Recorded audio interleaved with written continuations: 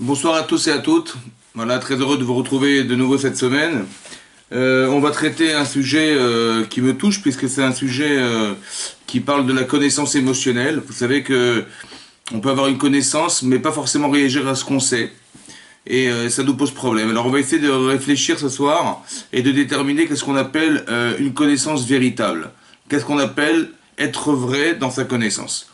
Et donc on va traiter ce sujet dans la paracha qui nous concerne cette semaine, c'est la paracha de Chukat. Vous voyez, qui traite de l'impureté qui est orchestrée par le fait d'avoir touché quelqu'un quelqu'un de mort. Vous voyez, quelqu'un qui est mort, on sait que dans la Torah, il y a plusieurs degrés d'impureté, et l'impureté la plus grande, en fait, c'est l'impureté qui vient justement de la Gdusha, de l'âme qui disparaît chez l'homme, et cette disparition faisant, eh ben, l'âme, s'en allant, elle entraîne chez l'être humain d'être impur. Et le niveau d'impureté le plus grand, ça s'appelle Avi Avot, le père des pères de l'impureté, eh ben c'est un mort. Le mort est Avi Avot Atuma. Et quelqu'un qui toucherait quelqu'un de mort, eh ben il devient Avatuma, il devient impur au premier degré de Touma, c'est-à-dire Avatuma. Pour l'homme, on va dire, pour l'être humain. Maintenant, comment on se débarrasse de cette impureté? La Torah nous l'explique avec un procédé qui est bizarre, qui est même incompréhensible, qui est inintelligible. Dit la Torah, ça s'appelle des chukim, des lois irrationnelles. Vous savez que la Torah est composée de lois rationnelles, des lois qu'on appelle des mishpatim dans la Torah, des lois qui soient logiques, qui soient cohérentes, sur le plan social, sur le plan humain, sur le plan intellectuel, et il y a des misvot qui sont qu'on appelle des chukim, des lois complètement irrationnelles, complètement inintelligibles à l'être humain, qui sont inaccessibles à la conception humaine, ce qu'on appelle des chukim.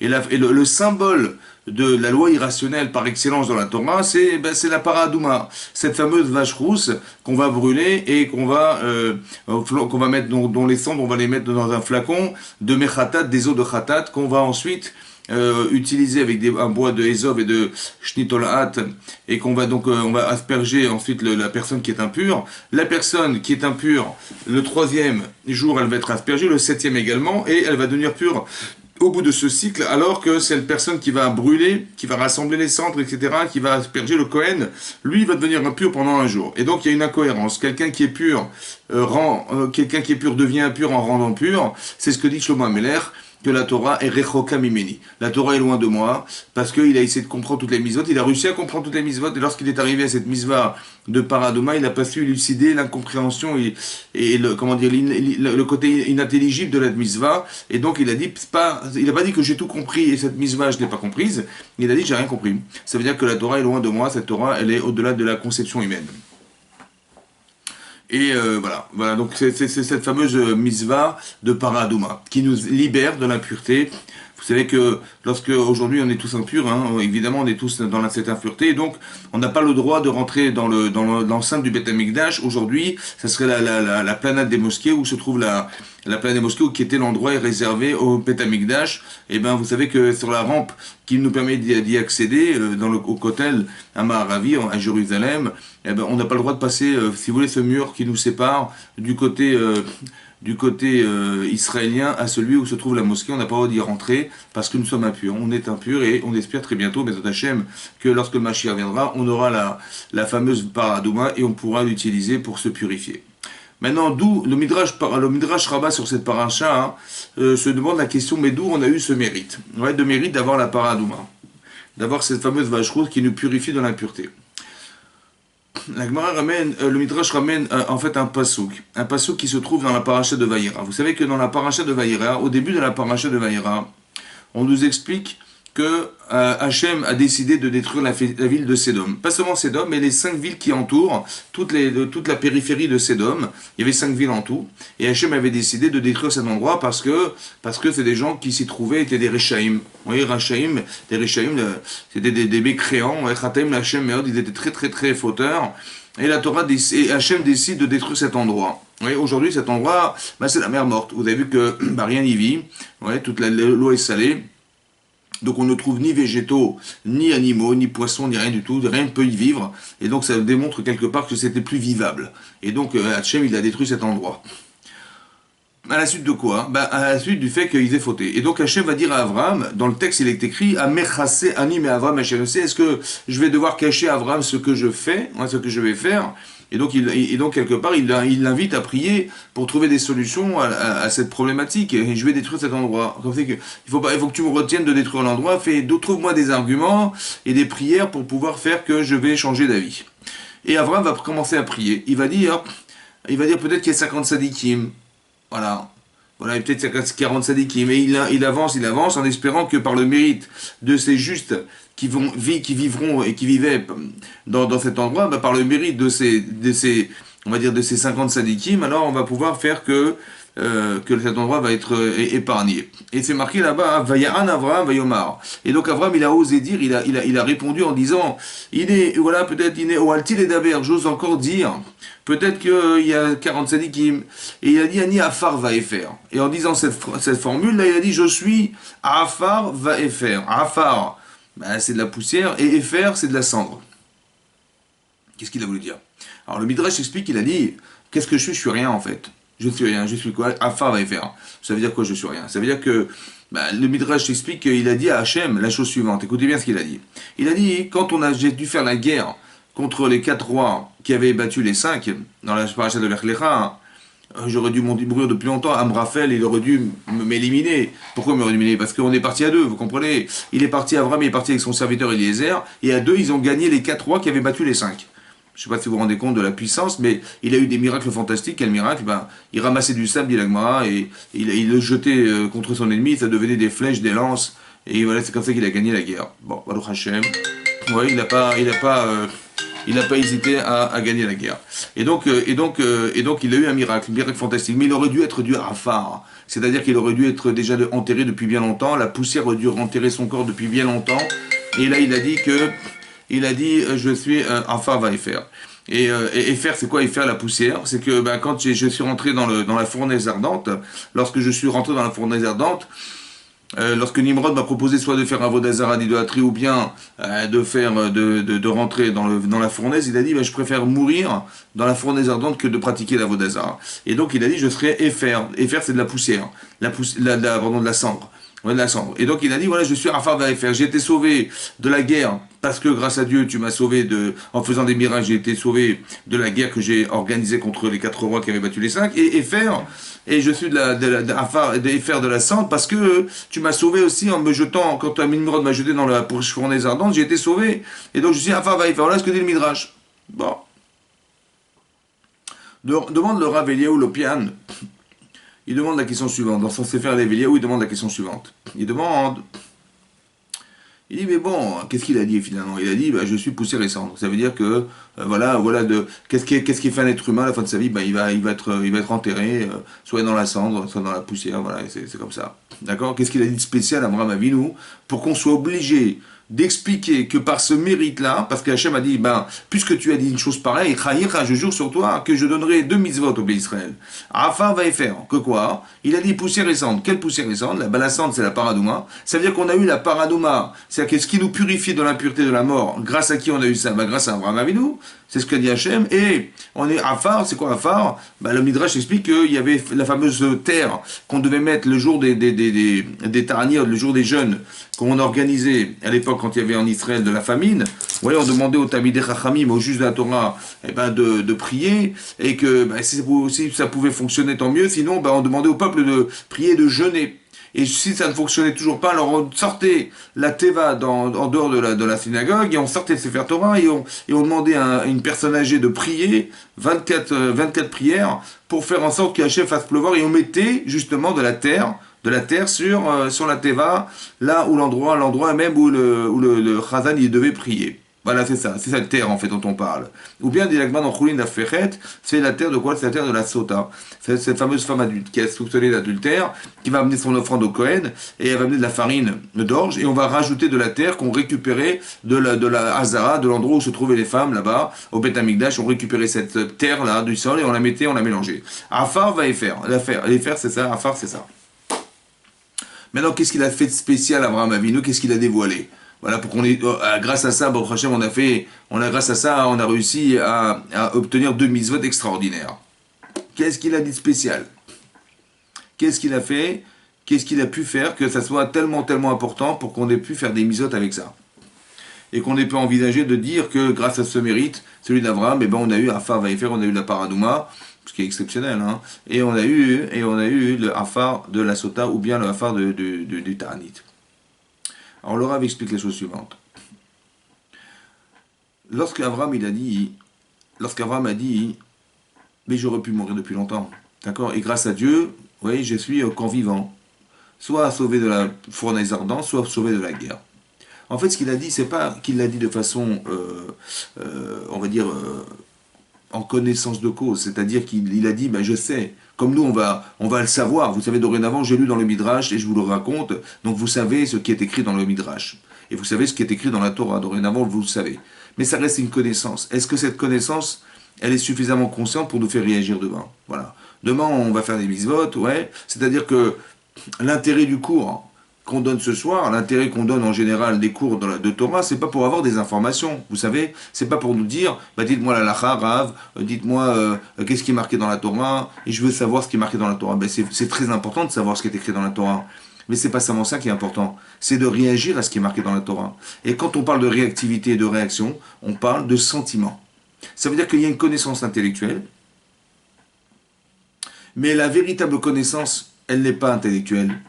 Elle ne suffit pas à être intellectuelle. En vérité, même à la limite, ça ne sert à rien. Si on n'est pas capable de réagir à ce qu'on sait, ça ne sert à rien de savoir. Donc il faudrait qu'on sache et que ça nous fasse réagir et nous fasse prendre conscience de ce que nous savons. Et pour ça, il faut du cœur. D'accord? Ça veut dire que la connaissance, elle doit passer par le cœur. Ça ne suffit pas de pouvoir avoir des connaissances intellectuelles. Et je veux même dire mieux, ce que nous allons retenir de ce que nous savons, en vérité, c'est parce qu'on a une émotion. On se rappelle des vacances, on se rappelle de choses qui nous ont touchés. Un enfant, il va se rappeler de son enfance, mais pas de n'importe quel moment, des moments heureux, des moments où il a eu plaisir à vivre, à partager. C'est ça qui compte. Et donc, on va se rendre compte que l'émotion fait partie intégrante de la connaissance. Et lorsqu'elle n'est pas attachée à une émotion, la connaissance est volatile, elle s'en va, elle disparaît, elle n'a pas d'incidence sur nos actes et pas d'incidence sur nos décisions prochaines ou sur notre vision du monde. Il faut passer par le cœur. Maintenant, d'où s'est tirée cette chose-là? Ouais. C'est la raison pour laquelle le Midrash insiste en disant qu'Abraham, il dit, mais si j'avais simplement osé dire, je suis Afar Vaïfer. C'est quoi je suis Afar Vaïfer? Il n'a pas seulement dit qu'il était humble. Il a dit, mais tout ce que je suis aujourd'hui, c'est grâce à toi, Hachem. Parce que tu m'as sauvé, c'est toi qui m'as sauvé, et c'est toi qui vas intervenir, et c'est toi qui vas faire que ce pays, ce peuple-là ne va pas disparaître. Il est sensible à ce qui va mourir. D'accord? C'est pour ça qu'on va libérer, grâce à cette mitzvah, qui est profonde, on va libérer quelque chose qui s'appelle sortir de la mort, c'est-à-dire la paradouma. Est-ce que vous commencez à comprendre que c'est même plus profond que ça, ce que je vais vous dire? C'est que, en fait, ce qu'a dit Avraham Avinu, ça ne va pas s'arrêter à ce qu'il a pensé, parce que quand on pense, ça s'arrête à soi. Non, en vérité, Avraham Avinu, il contient tout le clan Israël en lui. Ça veut dire qu'on descend d'Avraham, Israël et Yaakov. L'origine de ce que nous sommes, oui, de ce que nous sommes, ça ne descend pas de Noir. On ne descend pas de Noir, on descend d'Abraham. Vous comprenez? On descend d'Abraham, ça veut dire que quelque part, il y a quelque chose qui a été construit par Abraham. Et si aujourd'hui on est capable de ressentir ce que Abraham était, c'est parce qu'il n'a pas seulement su Abraham qu'Hachem l'avait sauvé, mais il l'a profondément ressenti. Ça veut dire qu'on investit son âme, son cœur, de ce que nous savons. Et ça va pas seulement toucher ce que nous sommes, et ça va toucher nos descendants. Jusqu'où? Ben, il a réussi à le faire jusqu'à la fin des temps. Est-ce que vous comprenez que quand vous ressentez quelque chose, vous n'êtes pas seulement transmetteur de messages à vos enfants, mais ce que vous portez en vous par cette connaissance profonde, elle va jusqu'à la fin des temps, elle peut aller jusqu'à la fin des temps, si vous le ressentez profondément, si c'est émette, c'est vrai, c'est une vérité, une connaissance émette, c'est une connaissance véritable. C'est pas seulement une connaissance intellectuelle, ouais, qui va rester, on va dire, dans l'intellect. Quand vous vous dites, ben, quand des gens ont conscience ou n'ont pas conscience, en fait, c'est que ce qu'ils savent n'a pas touché le cœur. Elle a touché la connaissance intellectuelle, ça vous savez, on le sait, d'accord, mais ça n'a pas été plus loin que ça. Nous, on voudrait que cette connaissance-là, elle aille beaucoup plus loin que ça. C'est un petit peu comme des voyants et des non-voyants. Le voyant, il voit de ses yeux vus ce qui se passe dehors. Donc il ressent quelque chose que le non-voyant n'arrivera jamais à atteindre parce qu'il ne peut que savoir, lui. Il peut que savoir ce qu'on lui dit. Il ne peut pas ressentir ce qu'on va lui dire, parce qu'il ne voit pas ce qu'il est en train de vivre. Et donc c'est la différence entre la faculté émotionnelle qu'on a de vivre ou la connaissance intellectuelle, ouais, l'imaginaire qui va faire que c'est mon esprit qui imagine, qui va devoir mettre en image, mais l'image n'atteindra jamais la réalité. Vous comprenez? C'est ça la différence. Et nous, ce qu'on aimerait, c'est que ça soit réel, ça soit vrai, ça soit juste. Voilà. Et ça ne peut passer que par des émotions. C'est pour ça que la Gemara explique, c'est pour ça que le Passouk, il dit dans le Passouk qu'on dit tous les jours, qui est 2 fois par jour dans le Kriyat Shema, c'est marqué Ve'ahavta, tu vas aimer Hashem Elokecha, Hashem ton Dieu, Bechol levavecha, Uvchol nafshecha, Uvechol meodecha, de tous tes cœurs. Ça veut dire quoi? De tous tes cœurs. Alors on sait pertinemment que la Gemara dans Brachot expliquait qu'on a 2 cœurs, c'est-à-dire qu'on a 2 tendances. On a une tendance positive dans notre cœur et une tendance négative. Yetzeratov, Yetzerara. Tu vas l'aimer Hachem de tous tes cœurs, avec tes 2 tendances. Il n'est pas marqué que tu vas aimer Hachem parce que tu sais qu'il existe. Il n'est pas marqué et tu vas aimer Hachem Bechol Sichlecha, avec tout ton cerveau. Non. On voyait qu'on ne parle pas de cerveau ici. On parle de lève. Pourquoi la Torah parle du lève? Ve'ayu adevarim ha'ele asher anochi metzavecha hayom. Et seront ces paroles que je t'ai dictées, dit Hachem, Hayom, aujourd'hui, al levavecha. Vous avez vu, il n'est pas marqué que ces paroles, elles vont être dans ton cerveau. On t'a pas demandé de savoir ce qui est marqué dans la Torah. On t'a demandé de vivre ce qui est marqué dans la Torah. Et c'est bien différent. Parce que la faculté que nous avons de réagir à la vie quand on sait quelque chose n'est pas la même quand on la ressent que lorsqu'on la sait intellectuellement. C'est pas pareil. Et ce que nous, on aimerait que soit, c'est que cette connaissance qu'on a de la Torah, elle ne s'arrête pas seulement à ce que nous savons. Quelques exemples dans la Torah pour vous arriver à mettre en image cette idée-là et qu'on puisse la vivre, bien Hashem, parce que c'est une notion très importante dans la vie. Dans la vie de couple, je veux dire, dans la vie de couple, combien de fois il arrive qu'on ne se rend même pas compte qu'on est marié. Oui, quand je dis franchement, les personnes elles vivent des situations, est-ce qu'on est vraiment marié avec sa femme, est-ce qu'on est marié ou bien on vit en célibat avec son épouse, je ne sais pas, ou avec son conjoint, vous comprenez? Et c'est important de savoir ça. Est-ce que dans le travail on se rend compte de ce qui s'organise autour de soi? Est-ce qu'on a conscience? Est-ce que le cœur est présent? Ou bien il n'est pas là, dans son entreprise, avec ses employés, ses employeurs. Tout ça, ça fait partie de la connaissance qu'on devrait avoir. Exemple dans la Torah. Donc c'est marqué dans la Gemara, dans Brachot d'Avkafred, la Gemara dit que Rabbi Yochanan ben Zakkai, qui était le Nassi, le chef des rabbanim de l'époque, le grand Nassi, le grand Rav, le Gadol Hador, le plus grand de la génération de l'époque, il s'appelait Rabbi Yochanan ben Zakkai. Et là-bas, la Gemara d'expliquer que Rabbi Yochanan ben Zakkai, il était mourant, il était à la fin de sa vie, donc il avait déjà 120 ans, il était mourant, et lorsqu'il a vu ses élèves arriver, dit la Gemara, il a commencé à pleurer. D'accord? Il a pleuré, il a vu rentrer. Et ses élèves ont été étonnés en disant, mais qu'est-ce qui se passe? Pourquoi vous pleurez, Rav? Il a dit, j'ai 2 chemins devant moi. Un qui m'amène au Gan Eden, il se voyait mourant, donc il se voyait partir, il dit, je ne sais pas où je vais. J'ai 2 chemins qui se présentent à moi, un qui m'amène au Gan Eden, donc au paradis, et un qui m'amène au Gehenam, à un enfer. Et je ne sais pas dans quel chemin je vais aller. Il dit, mais vous savez, je vais me retrouver là-bas, et je vais être jugé par Hachem, et je ne sais pas. Parce que si j'étais jugé par un homme, dit Rabbi Yochanan ben Zakkai, si j'allais au tribunal sur terre, c'est vrai que j'aurais peur, parce que j'aurais pu être enfermé en prison, mais bon, ça ne durera pas à l'éternité. Si même le juge se met en colère contre moi, ça ne durera pas à l'éternité. Et puis, vous savez quoi, je pourrais toujours m'arranger pour le soudoyer avec un peu d'argent, on peut s'arranger. Là, c'est les êtres humains, mais Hachem, comment je vais pouvoir le soudoyer? C'est impossible. Son karas, il est éternel, sa colère est éternelle, son enfermement, il pourrait m'enfermer à jamais. Et ça, je pourrais jamais rien faire contre ça, vous comprenez? J'ai aucune solution à ça. Et je vais pas pleurer, comme ça il a dit. Donc il a dit, si je me faisais juger par un homme, je pourrais encore avoir peur et m'arranger, mais avec Hachem, je pourrais pas m'arranger. Et c'est ce qui va se passer, je vais arriver devant Hachem et j'ai peur. D'accord? C'est pour ça que je pleure, je ne sais pas où je vais. Ensuite, les talmidim m'ont vu ça, ils m'ont dit, mais écoutez, Rav, faites-nous une bracha, bénissez-nous avant de partir. Il a dit, Yahi Ratson, que soit la volonté d'Hachem, chez Lachem Mora Shamaim, que vous arriviez à avoir la crainte d'Hachem. Kemora Basar Vadam. Comme on peut avoir crainte des hommes.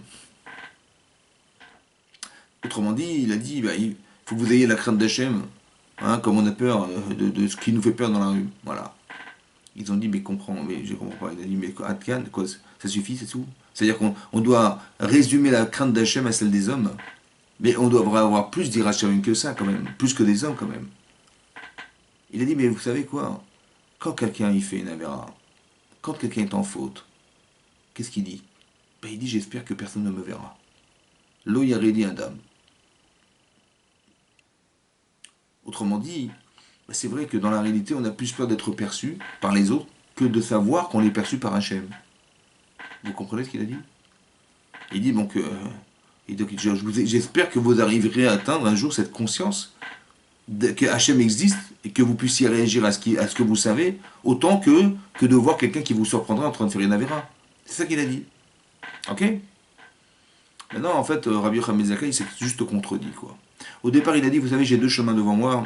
Si on m'amenait devant un homme, bon, ben, je pourrais avoir peur de ce qui va m'arriver, mais quelque part, je m'en sortirai.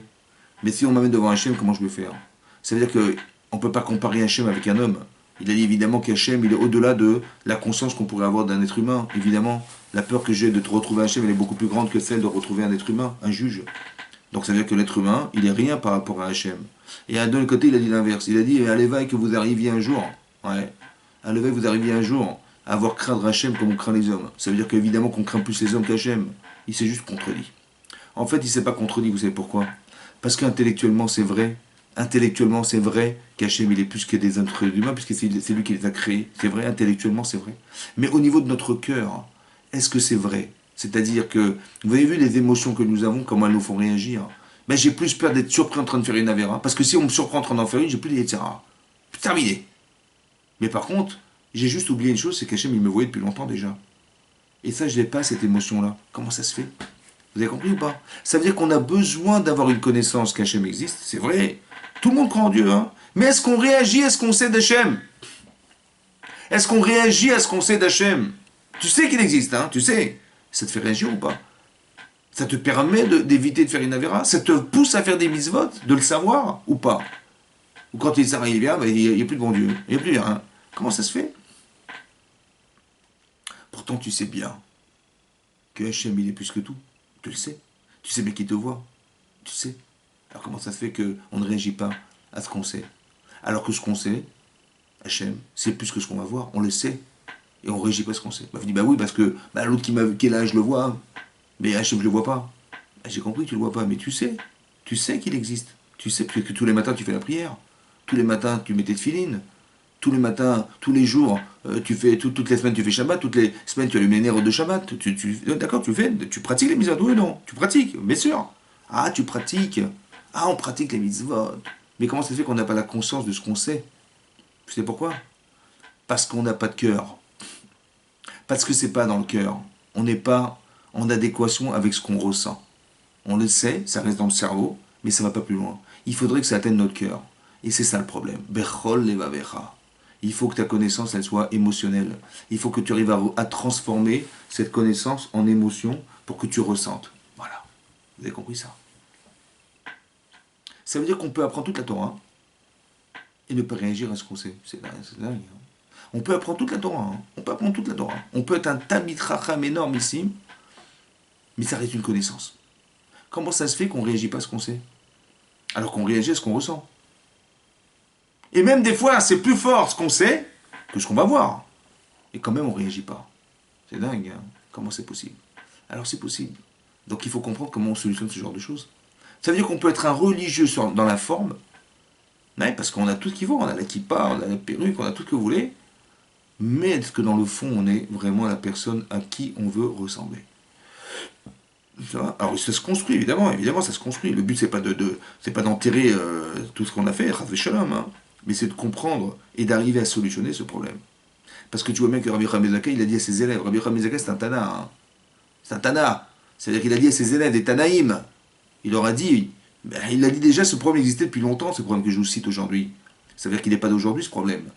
C'est pas nous qui sommes faibles, on est des faiblards, alors vous savez, bon bah nous c'est pas pareil qu'avant, hein. Mais ce problème il a toujours existé, il existera toujours. Parce qu'il faut arriver à comprendre que ce que tu es en vérité, Béhémet, en vérité, c'est pas ce que tu sais. C'est ce que tu es, c'est ce que tu ressens, c'est ça que tu es. Et c'est ça qu'il faut comprendre. Et tout ce que tu sais d'Hachem, toute la Torah que tu sais d'Hachem, il faut qu'elle soit concrète. Mais concrète, ça veut dire quoi? Oui, mais je peux vous faire une dissertation, mais je m'en fiche de la dissertation, moi. Je veux savoir est-ce que tu sais réagir, est-ce que tu sais. Voilà.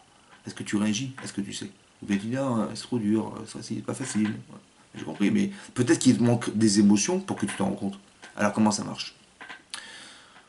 Il y a une autre Gemara dans Brachot Daf Samech Aleph. La Gemara dit là-bas hein, que les Romains un jour, à l'époque de Rabbi Akiba, ils avaient décrété qu'on ne pouvait plus utiliser la Torah. C'est terminé. Et aussi, on ne pouvait pas non plus faire la Brit Mila. On ne pouvait plus pratiquer le Shabbat. Il fallait se cacher pour faire des mitzvot. Là-bas, c'est marqué que Rabbi Akiba, il n'a pas eu peur.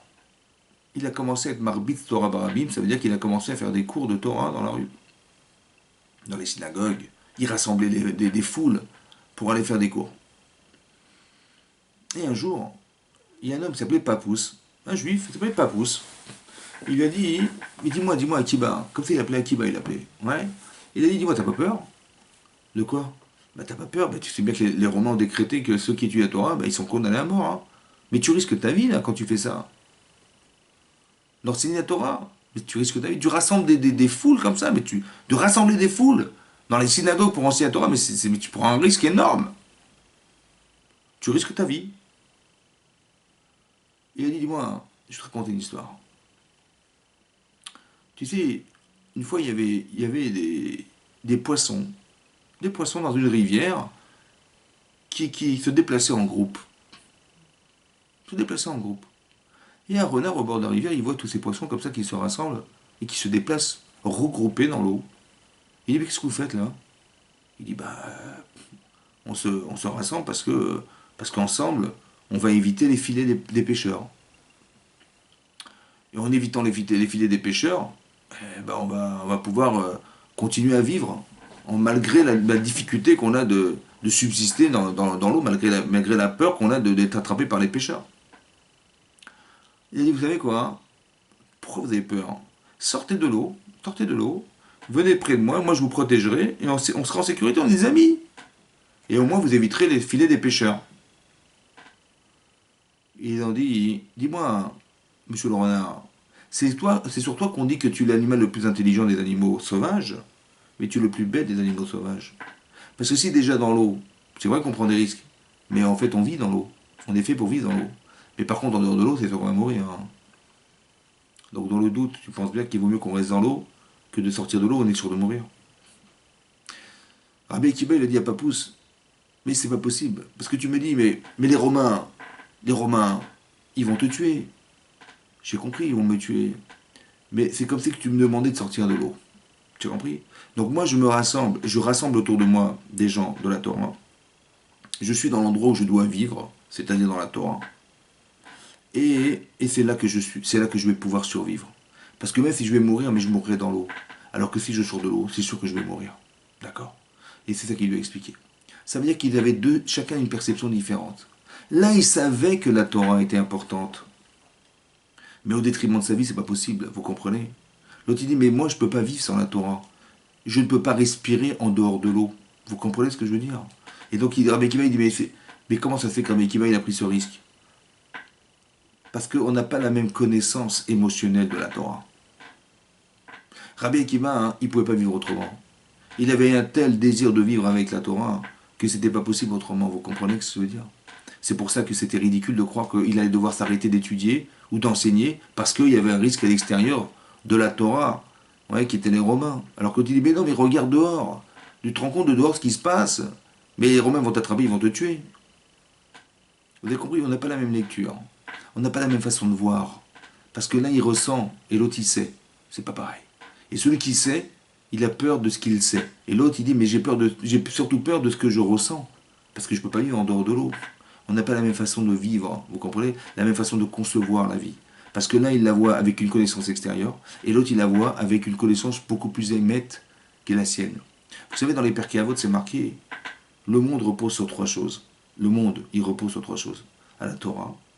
Quand on dit reposer, ça veut dire que ce qui fait fonctionner l'univers, oui, la Terre, elle tourne. Et il y a des saisons, il y a des règles, il y a des lois naturelles, il y a tout ça. Mais qui c'est qui entretient tout ça? Qu'est-ce qui entretient tout ça? Alors il y a marqué dans les Pirkei Avot, dans les Maximes des Pères, Al Shlosha Dvarim Arolam Omed. En fait, il y a trois éléments essentiels qui font que le monde est le monde. La Torah, l'étude de la Torah. La Avoda, le service qui est aujourd'hui la prière. Et Gmilut Rasadim, le fait de faire du bien autour de soi.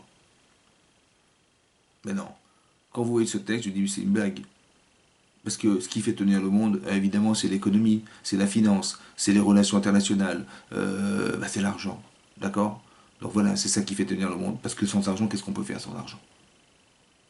Donc les Chachamim, ils sont un petit peu trompés, légèrement trompés, en pensant que c'était la Torah qui nous fait vivre. Non, non, non, c'est pas la Torah qui nous fait vivre, c'est l'argent qui nous fait vivre. Et la prière, tu peux prier toute ta vie, tu n'as pas d'argent, qu'est-ce que tu vas faire? etc. Et tu veux faire du gyoza, mais si tu n'as pas d'argent, comment tu vas recevoir des gens? D'accord, c'est pas possible. Donc c'est l'argent qui nous fait vivre. Bon, ils sont juste trompés.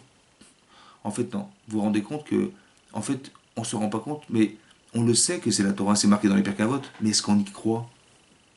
Est-ce que cette réalité, elle est vraie? Est-ce que tu vas être capable de remettre en cause ta vie financière pour étudier la Torah? Mais si j'ai pas d'argent, comment je vais faire? J'ai compris, mais si t'as pas de Torah, tu vas faire comment aussi? T'as compris? C'est ce qui te fait vivre et ce qui fait vivre le monde autour de toi. C'est ça, c'est la Torah. Nous, on se rend pas compte, hein, mais l'énergie qui fait tourner la terre, c'est la Torah. Alors que nous, on croyait que...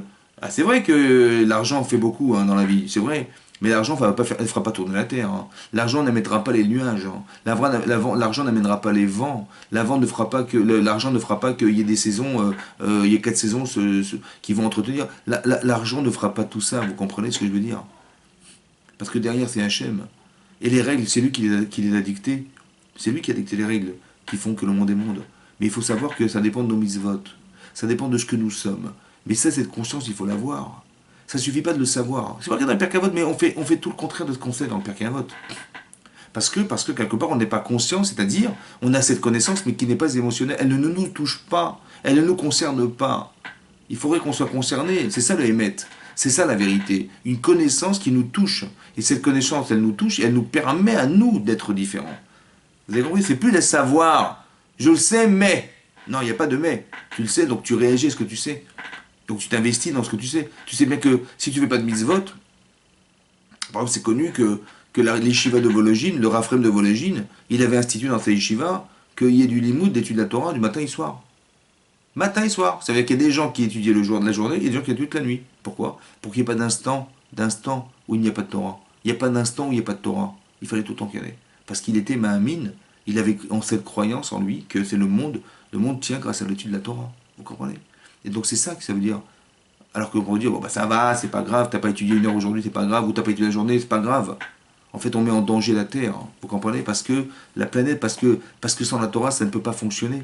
C'est ce que dit l'Agma dans Psachim d'Afkouf Yutret, elle dit là-bas, qu'avant que le monde ait reçu la Torah sur Mont Sinaï, le monde vivait par le chesed d'Hachem, la bonté d'Hachem. Parce qu'il n'y a rien qui justifierait le fait que le monde il continue à tourner sans la Torah, c'est pas possible. Vous comprenez ça? Cette connaissance-là, elle doit nous servir à vivre avec. Qui aime chayenu verechiamenu, nous dit la Torah. On le dit tous les jours dans la prière le soir, on dit qui aime chayenu, la Torah c'est notre vie. La Torah c'est vivant, ça veut dire qu'elle nous fait vivre. Pas qu'on le sait et qu'indépendamment de ça, on a une autre vie que celle-là. Non, c'est pas possible. Il faut qu'on comprenne que cette connaissance émotionnelle, elle nous amène à la vie. D'accord? Et cette vie-là, c'est cette vie qu'on recherche. La vie qui nous fait vivre. C'est-à-dire cette connaissance profonde qui nous fait vivre. Donc c'est ça. L'Agma a dit là-bas, la fameuse bracha de l'Agma de Brachot qui dit là-bas que Rabbi Kiba il a rentré Papous, et bien finalement il s'est retrouvé en prison. Ouais. Il s'est retrouvé en prison et là il a retrouvé Papous qui lui avait dit mais tu prends un risque d'enseigner la Torah dans la rue alors que tu sais que tu es en danger. Il a dit après qu'il l'ait vu là-bas en prison, parce que Papous s'est retrouvé en prison avec Rabbi Kiba, il a dit bah Ashrecha, heureux sois-tu d'avoir été attrapé pour des divrei Torah. Parce que moi j'ai été attrapé pour des dvarim beteli, pour des bêtises. Il a été mis en prison pour des bêtises. Et qu'est-ce qui s'est passé?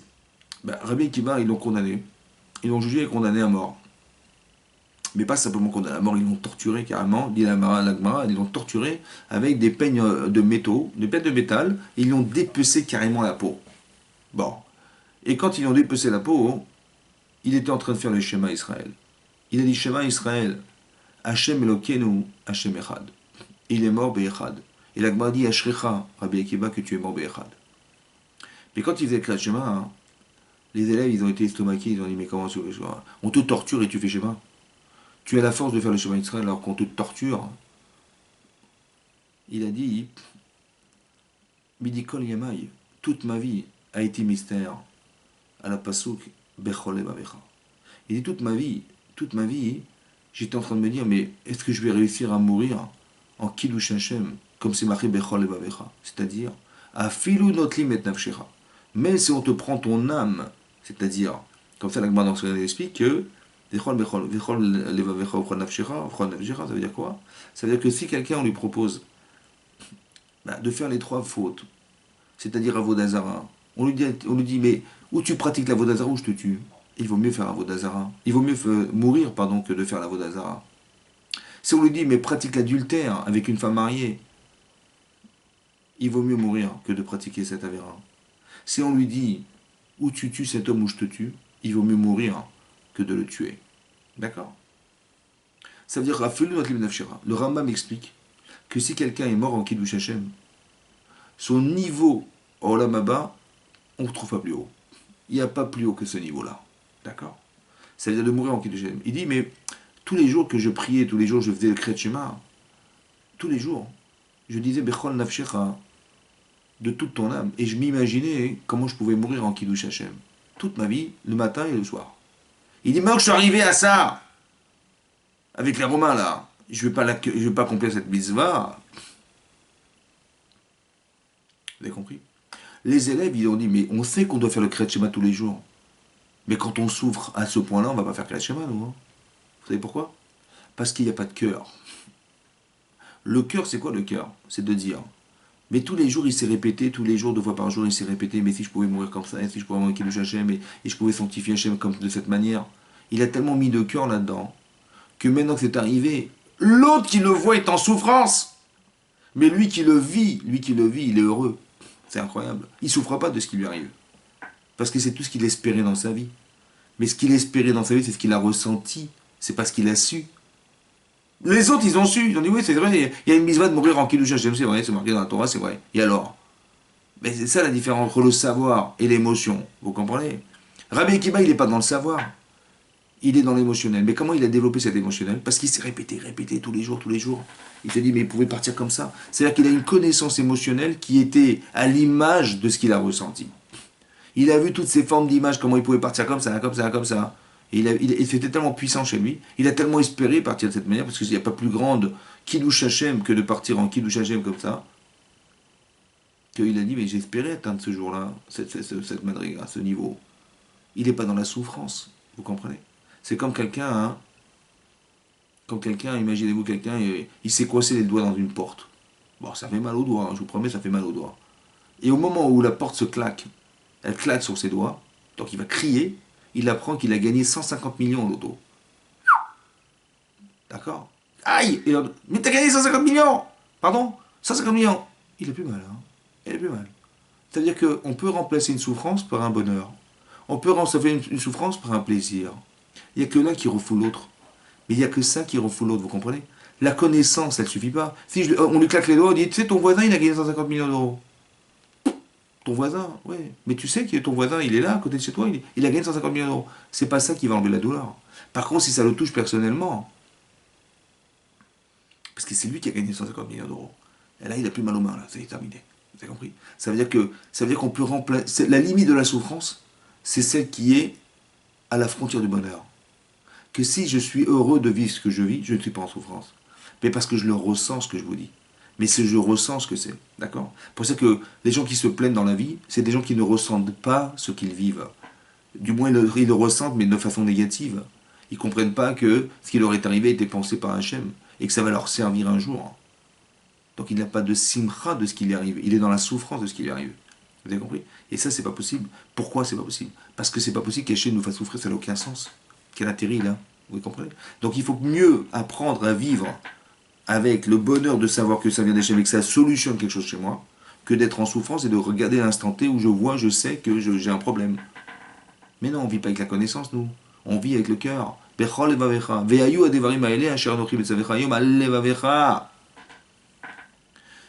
est marqué et tu sauras.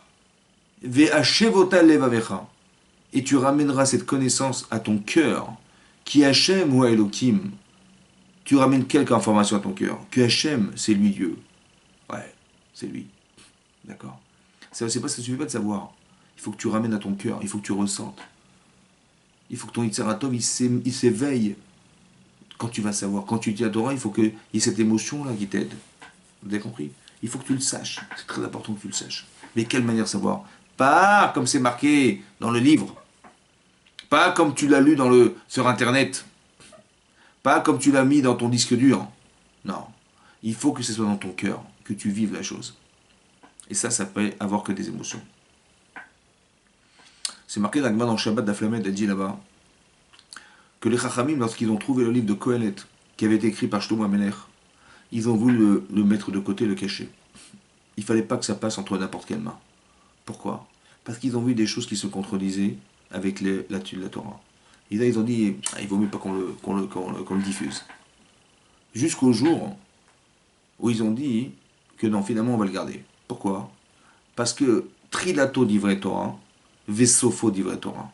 Le début du livre, c'est des paroles de Torah. Et la fin, c'est des paroles de Torah.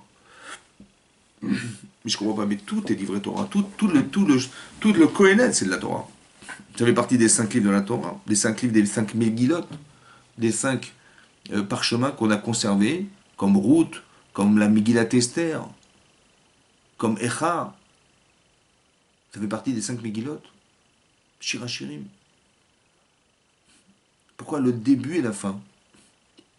Le début, parce qu'il y a marqué Evel Avalim à Marc Kohelet. Evel Avalim, que tout est vanité. C'est-à-dire que tout ce qu'on peut gagner, tout ce qu'on peut jouir dans sa vie, c'est vanité parce que ça a une fin en soi. Ça c'est Emet, ça c'est vrai. C'est la Torah ça. Il dit le reste, c'est quoi la fin? Il dit, sauf d'avoir un kol nishma, sauf d'avoir, en fin de compte, un kol nishma, tout sera entendu. Et Elohim ira, il faut craindre Hachem. Ved mitzvotav chez mort. Et il garde ses mitzvot. Qui zékol Adam. Parce que ça, c'est tout l'homme. Et ça, c'est aussi des livrets Torah Emet. Parce qu'en fin de compte, qui zékol Adam, c'est tout l'homme. C'est-à-dire de faire les mitzvot. Et de craindre Hachem, c'est l'homme. C'est ça l'être humain. Le problème, c'est que pourquoi ces deux phrases? Et Velavalim. On dit, vous savez, la Mazé, c'est Velavalim. Vous savez pourquoi? Parce que un jour, bon, on va quitter ce monde, d'accord, à 120 ans, mais qu'est-ce qu'on va emporter avec soi? Bon, on va marquer, ben, finalement, et Velavalim, en fin de compte, tout ça, c'était néant, quoi. Tout ce qui était important, c'est ce qu'on est devenu. C'est les mitzvot qu'on porte en soi, on va partir avec. On va partir avec le souvenir de ce qu'on a réussi dans sa vie. D'accord? Et à travers ce qu'on a fait de bien dans les mitzvot, ben c'est avec ça qu'on part, vous comprenez, au là-bas. Mais tout le reste, c'est quoi? C'est secondaire, vous comprenez? Evel Avalim. Mais est-ce que c'est Evel Avalim? Quand on vous dit, bon, on va faire un cours de Torah, vous venez ou pas? Je dis, mais oh, mais ce soir, je peux pas, il y a le film. À 20h30, il y a le film sur TF1. Mais tu sais que la Torah, c'est plus important que le film, quand même. Et que le film, c'est Evel Avalim, parce que quand tu vas arriver là-haut, tu vas pas dire, ah ben tiens, j'ai vu un film ce soir, je vais vous raconter le film. On s'en fout du film. D'accord? Donc il faut que tu partes avec quelque chose. Et qu'est-ce que tu vas dire à Hachem? Tu dis, bah il y avait un film ce soir. Vous avez compris? On met toute notre tête dans l'argent. Bon, ben, c'est important l'argent. C'est vrai, c'est important, mais est-ce que c'est ça qui va te faire vivre là-haut? Ah, c'est pas sûr, hein. Vous avez compris? C'est vrai que de faire du chesed, il faut de l'argent. Mais c'est le chesed qui va te faire vivre, c'est pas l'argent qui va te faire vivre. Tu vas rien emporter avec toi. Tout ce que tu as cumulé dans ce monde, bah, ça restera sur la terre. Tu vas l'hériter à tes enfants, faire hériter à tes enfants. Mais ce que tu as fait, tu as cumulé comme argent, comme pouvoir, tout ça va rester sur la terre. Evel Avalim, c'est dire quoi Evel Avalim? C'est-à-dire qu'il faut que tu aies conscience dans ton cœur que c'est vrai. Il y a des gens qui vont abandonner leur femme pour aller travailler jusqu'à 22h le soir. Parce que leur entreprise, c'est plus important que tout, vous comprenez? Et plus de contact avec sa femme, plus de contact avec ses enfants. Ils n'ont jamais le temps, les gens. Ils n'ont pas le temps, vous comprenez? On est trop pris par l'entreprise. L'entreprise, c'est très important, il faut qu'elle marche, et on passe toute sa vie là-dedans. Et à la fin de sa vie, qu'est-ce qui se passe? On s'est rendu compte on a vécu une vie, mais complètement déconnectée de la réalité, quoi. Parce que sa femme, elle a dû souffrir de jamais pouvoir être présente avec lui dans sa vie. Et ses enfants, ben, c'était papa fantôme. Tu vois? Mais tu as dit Evel Avalim à Marcolette. Ben oui, je l'ai vu, c'est marqué. Mais tu le sais. Mais est-ce que tu le vis? Ah, c'est pas pareil. Est-ce que tu le vis vraiment? Ou est-ce que tu le sais, mais ça reste dans un coin de ta tête? C'est ça. La connaissance imaginaire n'a aucun sens.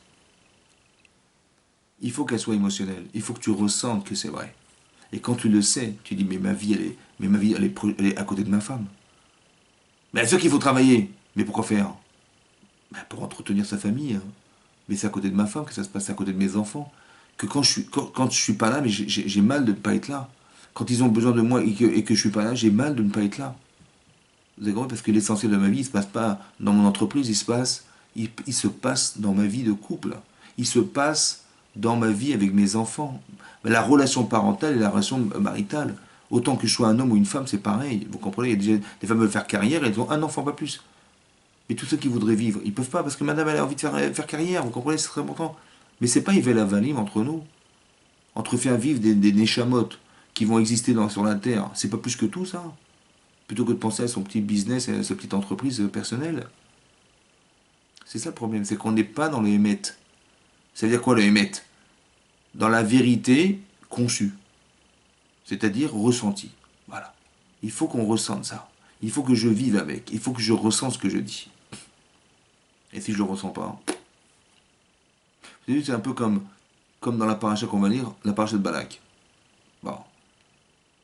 Balak, il a un problème parce qu'il voit les Israël arriver et qu'il sait qu'ils ont déjà envahi Og, etc., toutes les grandes puissances autour de lui qui le protégeaient. Et là, qu'est-ce qui se passe? Il voit les Israël arriver. Donc il a peur. Il dit, mais comment je vais faire? Il dit, mais c'est quoi leur force? Il dit, la force, c'est la prière. Il dit, je vais chercher quelqu'un qui a une force par la parole. Et il va chercher Bilam. Bilam qui est sorcier et qui, lui, et tout ce qu'il fait et tout ce qu'il dit, ça marche. Tout ce qu'il maudit est maudit, tout ce qu'il bénit est béni. Et donc il va chercher Balak, il va chercher Bilam. Bon, il dit, mais attends, je vais pas, ça va pas être gratuit, t'inquiète pas, je vais bien te payer, quoi. Ça veut dire que Bilham, pour de l'argent, il va maudire les Israël. Mais c'est pas seulement ça qui m'intéresse. C'est qu'il sait, Bilham, qu'Hachem existe. Et il va essayer de négocier, de détruire le peuple qu'Hachem a fait sortir d'Égypte, hein, pour un peu plus d'argent. Vous comprenez ou pas? Il y a cette forme de cohérence et d'incohérence. Cohérence, il sait qu'il va gagner de l'argent, s'il est maudit, que ça marche, il va y réussir, il va gagner de l'argent. C'est ce que lui a promis Balak. Mais incohérent qui s'adresse à celui qui a sauvé les Israël de l'Égypte et les a fait sortir d'Égypte. Il sait que nous sommes les enfants d'Hachem. Il le sait. C'est comme si il allait voir le père de famille et dit, écoute, laisse-moi tuer ton fils, parce que l'autre il m'a dit que si je le tuais, il me donnait de l'argent. Vous comprenez que c'est complètement dingue. Ça veut dire qu'on peut avoir une connaissance sans les émotions qui vont avec. Pourquoi? Parce qu'on sait que si on fait autrement, on va gagner. Il y a d'autres émotions qui sont ici l'argent, qui vont balayer la connaissance émotionnelle que j'ai, que je m'adresse à Hachem. Incroyable.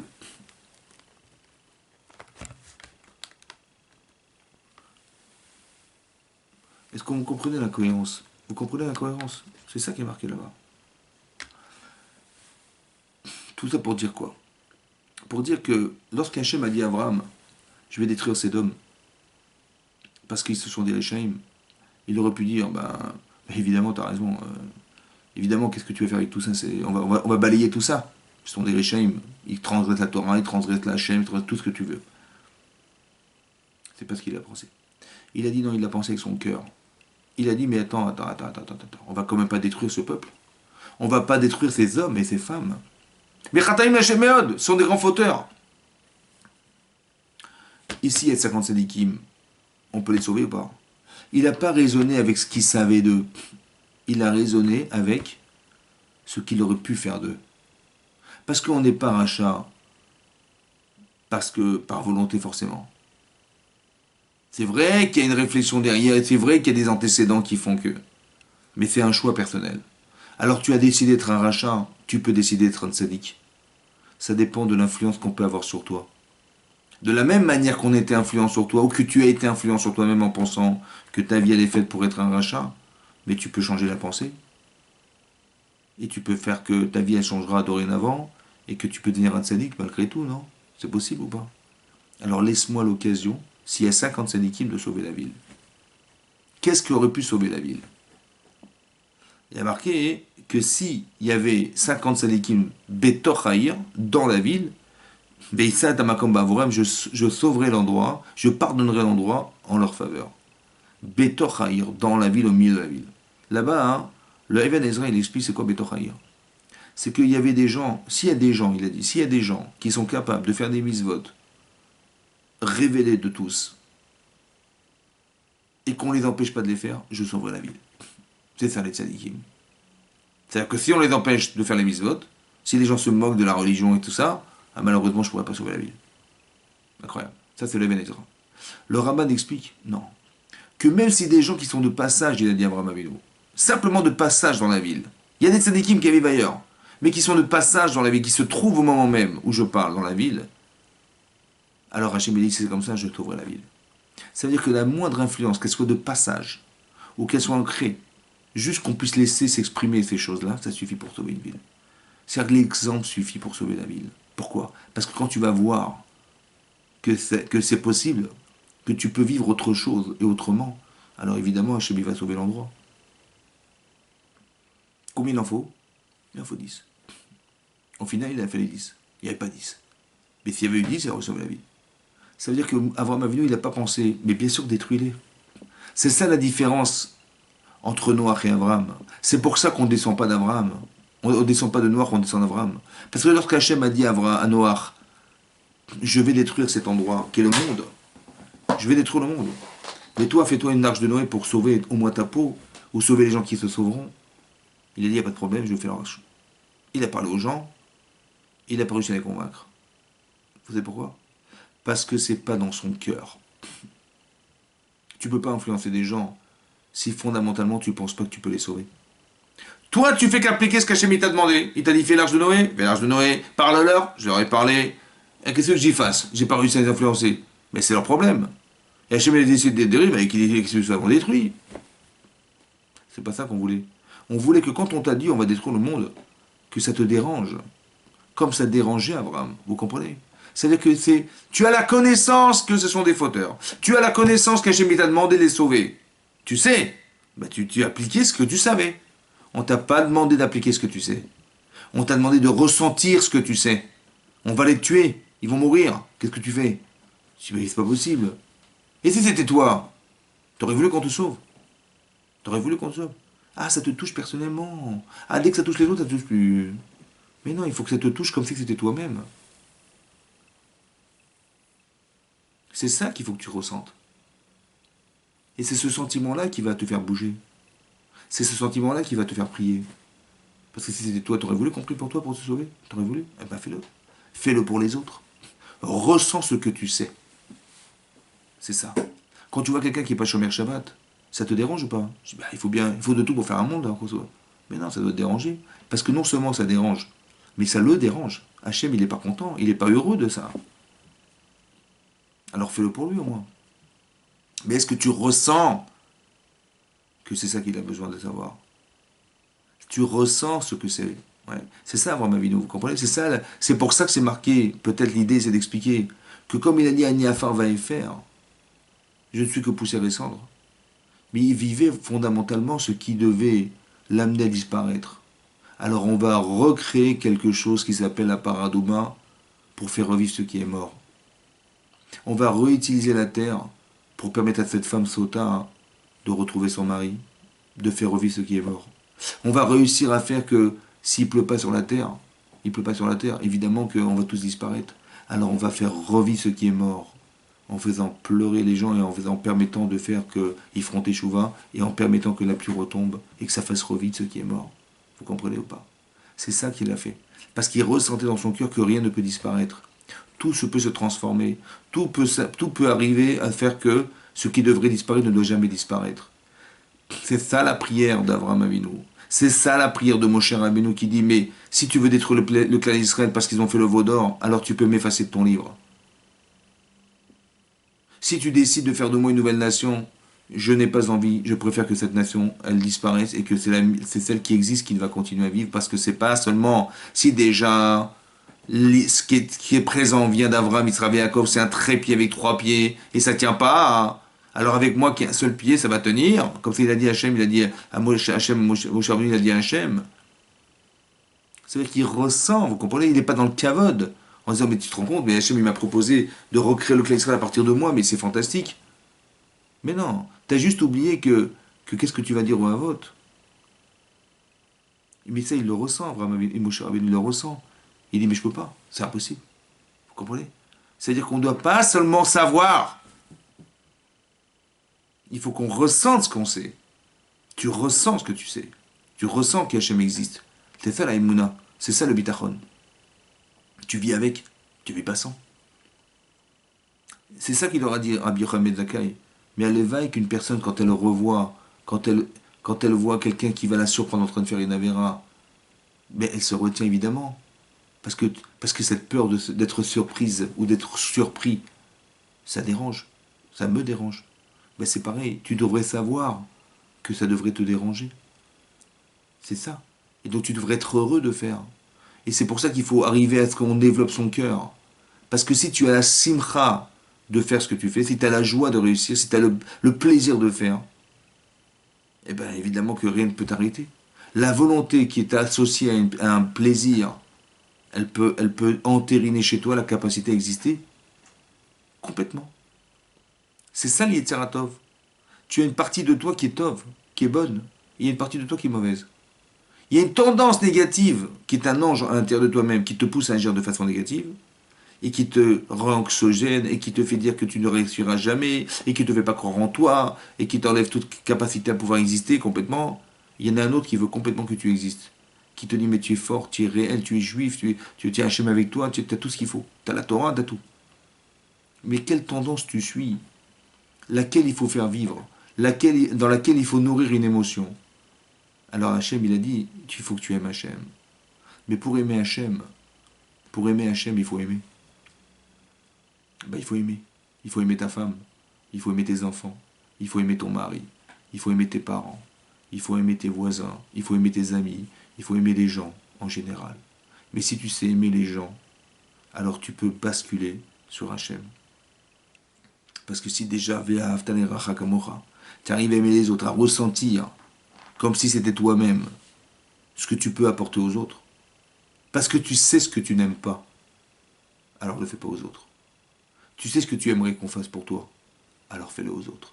Ah, tu sais aimer les gens, alors a fortiori tu pourras aimer Hachem. Parce que tous les éléments qui composent l'amour que tu as des autres, tout ce qui compose l'amour que tu as des autres, mais a fortiori tu vas le trouver chez Hachem. A fortiori chez le bon Dieu, évidemment. Donc si tu l'as trouvé chez Hachem, tu vas l'aimer. Et si tu vas l'aimer, tu as un partenaire extraordinaire qui est Hachem. Si tu as conscience de ça, tu as un partenaire fantastique qui est Hachem. Mais il est éternel, Hachem. Il est sans limite, Hachem.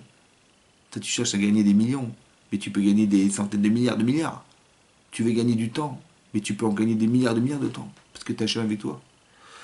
Tu veux réussir, tu veux une bénédiction, mais il n'y a pas plus grande bénédiction que celle d'Hachem. Alors pourquoi tu vas te priver de ton Créateur? Vous comprenez? Cette conscience-là, c'est toute la vie. Il faut être capable de comprendre que c'est cette émotion-là qu'on recherche. C'est celle-là qu'on recherche. C'est ça la connaissance. C'est pas celle qui, je pense donc je suis. Non, parce que tu penses, tu peux penser ce que tu veux, mais tu n'es pas forcément ce que tu penses. Pourquoi tu penses? Parce que ton corps, il n'a pas envie d'être ce que tu penses. D'accord?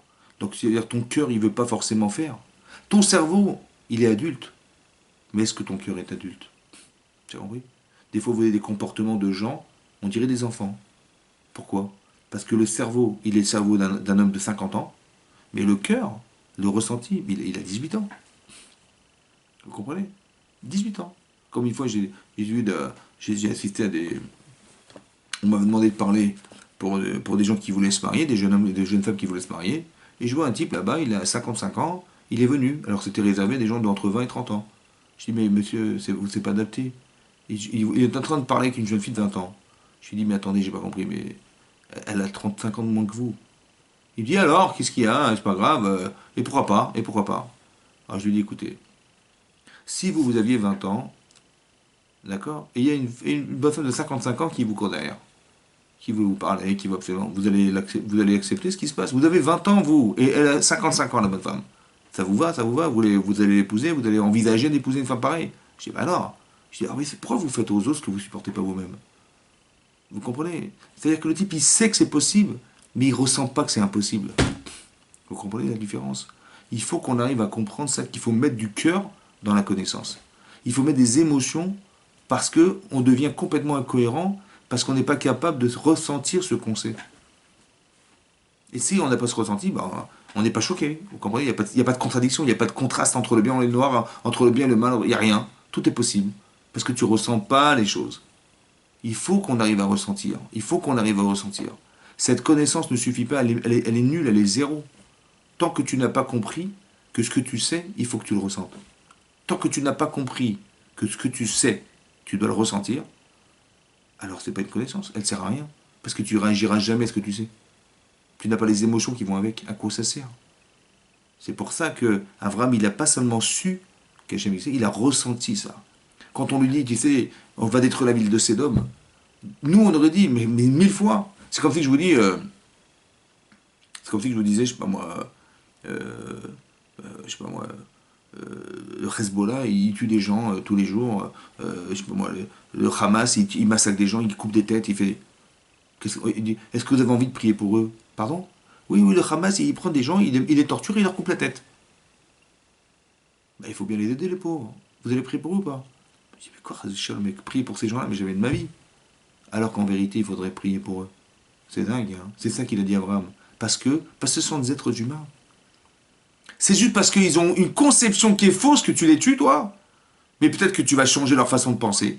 Et par amour, par désir de faire vivre, tu vas les transformer. Vous comprenez? C'est comme à Pessah, on fait le Hallel. Mais pas complètement. Pourquoi? Bah parce que, je comprends, à Hanouka, on fait le Hallel complètement, mais c'est Midera Banane. Et à Pessah, c'est Minatora, on fait pas complètement. On fait que les 2 premiers jours. Et les autres, non. Pourquoi? Parce que le 7e jour de Pessah, la mer s'est ouverte. Et qu'est-ce qui s'est passé? Eh bien, les Bnei Israël ont été sauvés de la mer Rouge. C'est-à-dire que la mer, elle s'est retournée contre les Égyptiens. Il y a eu Kriyat Yam-Souf. La mer s'est ouverte, on a traversé la mer, mais malheureusement, Hachem, il a été obligé de sacrifier les Égyptiens pour nous faire vivre. Mais bon, on était quand même content d'être sortis de la mer. Et on a fait la Shira. Bon, les anges, ils ont dit, nous aussi, on va faire la Shira. On va chanter. Je dis, non, je suis désolé, on ne chante pas. Pourquoi on ne chante pas? Parce qu'il y a des créatures qui sont mortes. Les créatures que j'ai créées, qui sont les Égyptiens, ils sont morts. On ne fait pas de chant.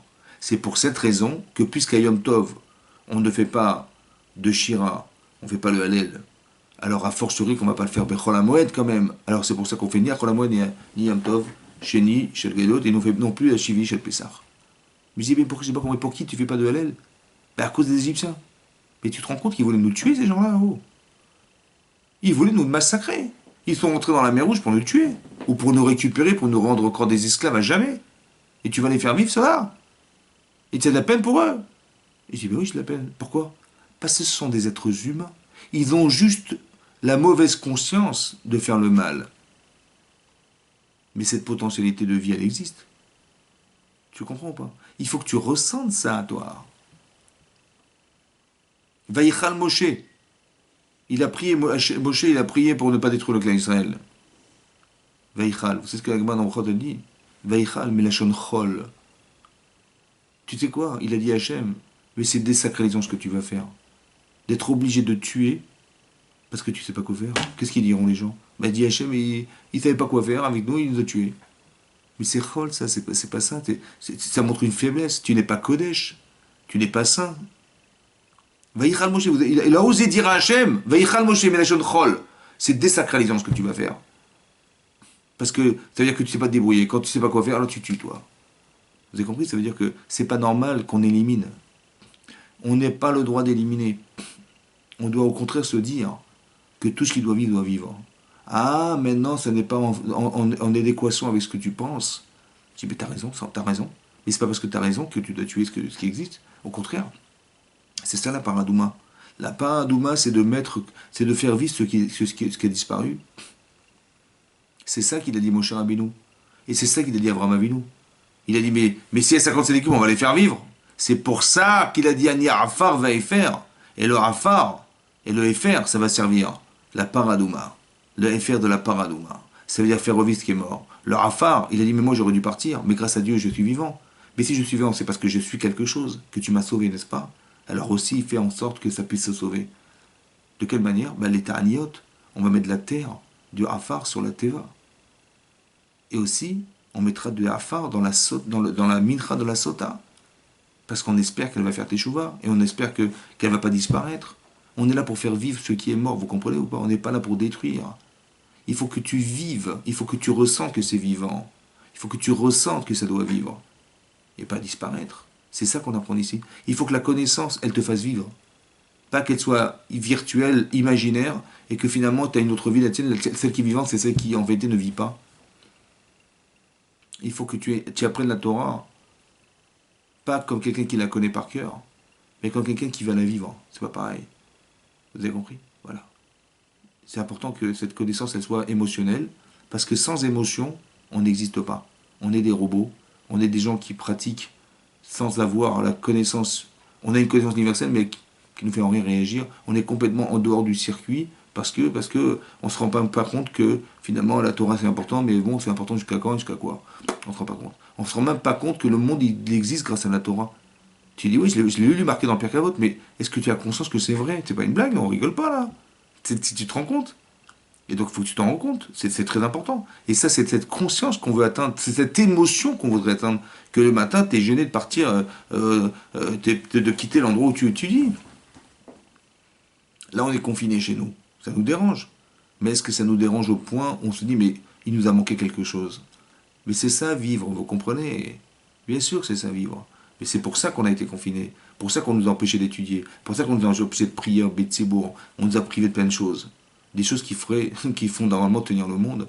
Mais ça te manque ou pas? Est-ce que tu as les émotions de ce qui te manque? Alors il faut que tu les aies. Pas se dire, oui, ben d'habitude, c'est marqué au Shulchan, il faut prier. Il faut prier Betsibourg aussi. Tu sais tout ça. Mais on le sait tout ça. Mais est-ce que ça te manque? Est-ce que ça te gêne? Il faut étudier la Torah, tu sais ou pas? Mais combien de temps on se consacre à ça? Est-ce que tu le ressens comme étant quelque chose de vital? Ou pas? Ben c'est ça. Il ne faut pas que tu le saches. Il faut que tu le ressentes pour le vivre. C'est ça qu'on espère. Voilà. Bezat Hashem. Voilà que Bezat Hashem, ces enseignements, ils nous touchent dans le cœur et qu'on puisse dire Bechol levavecha. Ve'ayu adevarim alei asher anochim sevecha yom al levavecha. Il faut que ce soit dans ton cœur. Ve'ashevot al levavecha, dans ton cœur, pas dans ton cerveau. Dans ton cerveau, c'est bien que tu le saches, mais il faut que tu le ressentes. Bezat Hashem. Voilà, merci beaucoup de m'avoir suivi et je vous souhaite Shavua Tov, à très bientôt. Kol Tov et Astacha. À bientôt, au revoir.